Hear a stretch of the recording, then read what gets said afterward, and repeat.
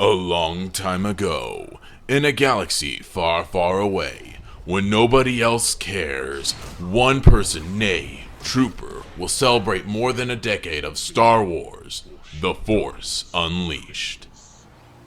Hey guys, Axomyth here, and today I finally go back to a game. A game so dreaded, even Baby Yoda hides in fear of the mere mention of its name. Star Wars The Force Unleashed 2 for the Wii. So this is a little series I've been doing. I suggest you go check out the other parts, maybe before you check out this one, because I'm mostly going to focus on the changes that this Wii version offers to the 360 version counterpart to The Force Unleashed 2. And I'm mostly going to assume that you have seen the other parts, because I mostly just don't want to repeat myself too often. Although, I'm not gonna lie, it would make this video longer. Unlike the first game where I remembered I played the Wii version first, I don't have the same recollection of this title, but I can tell you the impact it had on me. I remember this game looking so bad, and I'm not even that much of a graphics snob. I like playing things on the Switch and 3DS 90% of the time. Like, the first game didn't look too great on the Wii, but I remember the second game looking like an early GameCube title. I don't remember what the gameplay was like. I would have assumed that was so bad I blocked it out of my mind. But I remember it had a larger focus on motion controls, which wouldn't have been too terrible at the time, except this is primarily a beat-em-up, and it's not exactly fun to do beat-em-up things with motion controls. I just remember it being such a step backward from either 360 and Wii installments of literally any of these titles. And obviously, whenever it was that I played the 360 version, the comparison was instantly in my head. And I remember it being so inferior to the point that it left such a bitter taste in my mouth. It was so bad. I haven't touched this game since it came out back in 2011 or 2010 when I first got this game. Not to mention, it was one of the first games I have ever sold off. But for the sake of this review and of the series, I have decided to give it another unbiased chance. At least try to be as unbiased as I can and compare it to all of the other versions of these games. I would start off with the stories right now, but unfortunately there just aren't that many changes to the story. There are a few things I like to call cosmetic changes, stuff where it's different but ultimately does nothing to change the story. Unlike, again, the first game where the differences was obvious as night and day, there were only a few noticeable ones this time around. I mean, besides the obvious, that every single stage is different, which just happens when you get two differing ports of the same game. In the first stage, instead of standing there like a complete waste of space whilst you run away from your prison, you actually run into Darth Vader 3 separate times during your escape. I really like this difference because I have no idea why Vader lets you escape in the 360 version, and I honestly don't know why I didn't remember this one. For old time's sake, I'm just going to throw this right here. Holocrons again are back, but ironically this game takes inspiration from the 360 version of the first game, with only one type of the Holocron. And it gives you both Force XP and also unlocks concept art if you've collected enough of them. That's pretty cool, I guess. I always kind of like the concept art. But this game also doesn't forget that your health and Force abilities need to grow as well, so we have two different types of back-to-tanks for that. Red for health, and blue for force. Also, Lightsaber Crystals are here as always. Not as many colors, only 8 this time, but hey, I thought it was enough. Still fun to mix and match colors.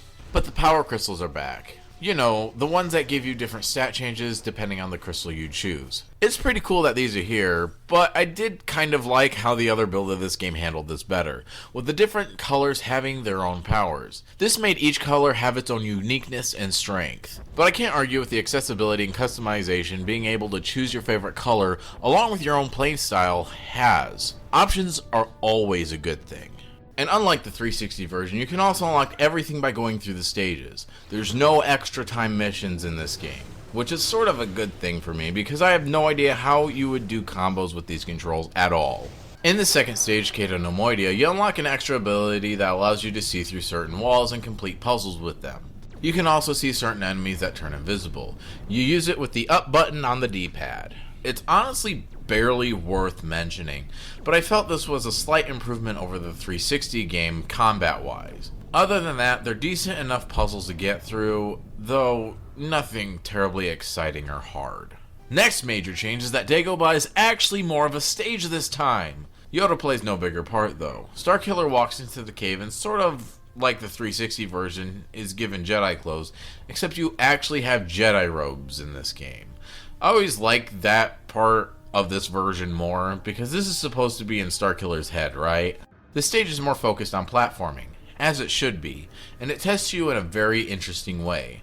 Like you have a Starkiller on either side, but they're mirrored, so you want to use the other side as your guide, yet remember that you're not controlling the Starkiller on the right side of the screen, you're controlling the one on the left. It's pretty fun, and I wish this stage was just more of fun puzzles and stuff like that, but alas, it is not. A little bit of a wasted potential there. The biggest difference here, though, is the vision Starkiller has. I failed to mention it, because it wasn't super important to the overall plot like I was shooting for last time, but in the 360 version, part of Starkiller's vision was a bunch of clones tangled up inside the cave and whatnot, obviously a reference to all the failed clones that had come before our main clone-tagonist. But this game takes it a step further. It has some of that, but it also foreshadows both the final boss and the bad ending of this game as well, as all of the clones in this cave look evil. This is oddly enough also where we learn the mind trick in this version, much later than the other edition. Then in the next stage, the Salvation, you still get to fight the giant spider droid, but you have a run with it twice beforehand. The first is a quick time event, something I actually keep forgetting to explain that is in all of these games. The second is sort of a puzzle type deal. You have to put these rings back in order, all the while dodging and defending against projectiles from the droid. Then obviously at the end of the stage, you have the before mentioned fight with it. Somewhere around the spider boss, you get an extra move that's not even in the 360 game at all. It's called Force Rage. This ability breaks the game. Seriously, all you have to do is build up a meter via combat, press the right side of the D-pad with the Wiimote, lock onto the giant robots or whomever you wish, and everything goes down with one blow. This is seriously the best way to take down big enemies without it taking forever. Not that those enemies are very hard to begin with, but it's just an easy cheat. I think this power-up comes a bit too late in the game, probably could have been introduced earlier with the game built around it, or just nixed it from the game in general, but all well, glad to storm through these enemies. One change is to the stage select itself, where there are technically around 18-ish levels instead of the others 10. But this game has shorter levels, but listed in 6 different categories. And half the time you can barely tell you entered another one. You'll think it's just a screen to load a different area, but nope, it's a new stage apparently. Most of the stage design is sort of bland also, nothing very exciting or even pops out to me for that matter. The last really noticeable difference is actually the final battle. Instead of being inside and being forced then outside, it takes place outside totally this time. Darth Vader himself has 3 phases. Phase 1 is just a standard fight.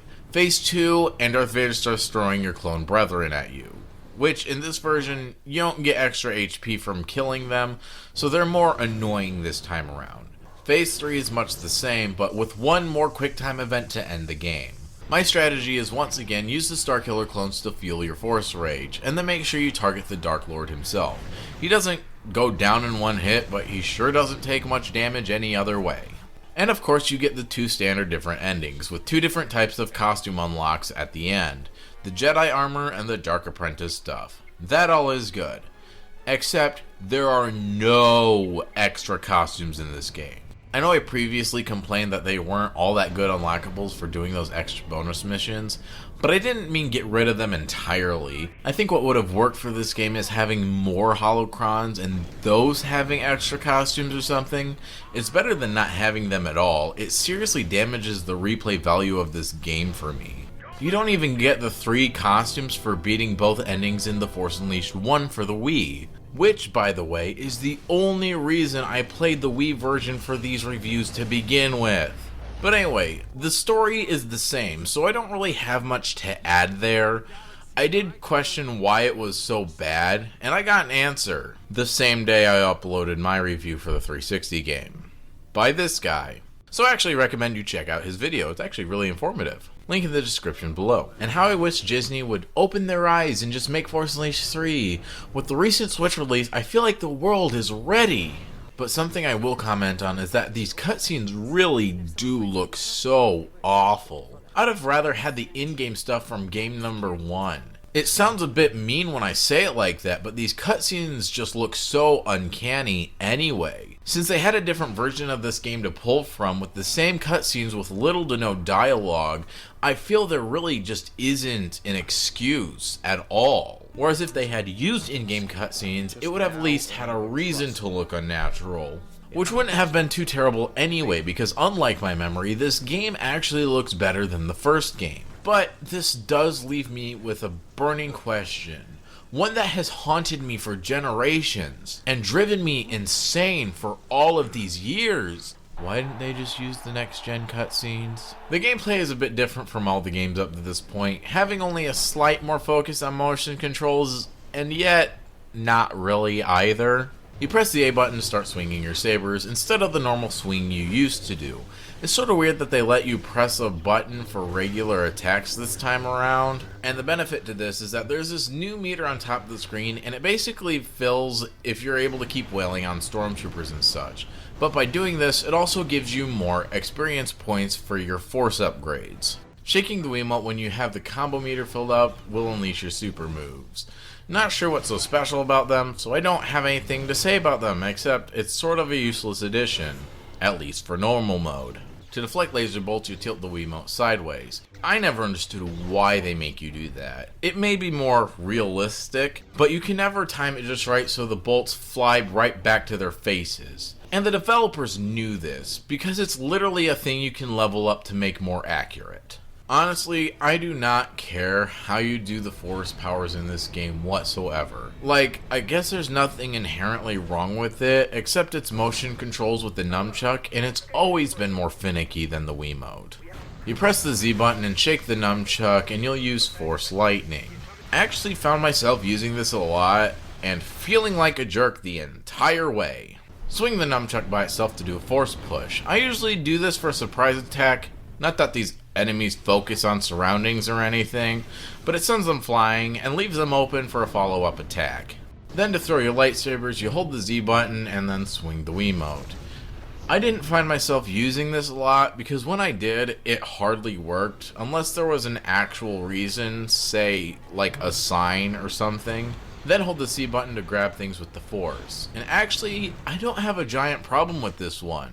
Mostly. This very much feels like the next-gen version of the Force Unleashed 2. You have a pointer from the Wiimote to lock onto your desired targets, which is a bit too slow to harness very well, but still works well enough. But the biggest problem with this ability this time is locking onto things after you already have somebody in your grasps. You can throw stormtroopers at each other, and even then it's sort of lucky when you do, but you can't throw them at objects around you. But you can still throw objects at them. Supposedly, if you shake the Wiimote while they're in your grasp, you'll throw your lightsabers at them like normal. But I couldn't get that to work much either. You can also move them around the screen with the before-mentioned pointer. It makes the objects easier to stack this time around for the Wii. Not the best version of the grapple, but not the worst like I once thought. In a surprising turn of events, this game uses all sides of the D-pad. I think its use would have been better for the camera, but whatever. On the left side is the Jedi mind trick. It works much the same as before. Use it to turn your enemies against each other. Pretty handy with a bunch of enemies, but really easy in the chaos to kill your pseudo-ally. On top we have the before mentioned Force Vision. On the bottom, there's the Force Dash. Very useful for when you want to go a short distance very fast, much like rolling in The Legend of Zelda. Lastly, there's the Force Rage on the right side, and I've already kind of gone into how that works. Unfortunately, after the story, there's not much to do. Even the cheats are a little disappointing. They are only really power-ups that you unlock by achieving certain objectives, like collecting all the Holocrons and defeating Unleashed mode. There is a multiplayer mode that I haven't had anybody to play this game with, so I don't know if it's worth it. So, trying this game out again really opened my eyes to what is here, and not in memory. It's not nearly as bad as I used to think it was. Despite some minor gripes, there's nothing wrong with this game. It's just disappointing, especially comparing to its other brothers and sisters. The gameplay I felt was too mundane and only mildly entertaining, and nothing really stood out compared to the rest in this experience. Plus, unlike even the 360 version of this game, there's very little replay value here, and there just wasn't much in that counterpart anyway, so that's telling. I wish there was more here, and more I could appreciate, but there's just not. It felt like a very bland experience to me, but not necessarily totally awful like I used to think. I am still glad I came back to this title. It harkens back to what I said in the last review. Don't let a previously bad gaming experience stop you from trying it out again, especially when it's been years since you last played it. If you've liked this video, please blast that like button and ignite that bell icon. I have some more review videos in store for you, so please click the bell icon to stay up to date for those. And until next time, this has been Axelmyth, and I will catch you all later.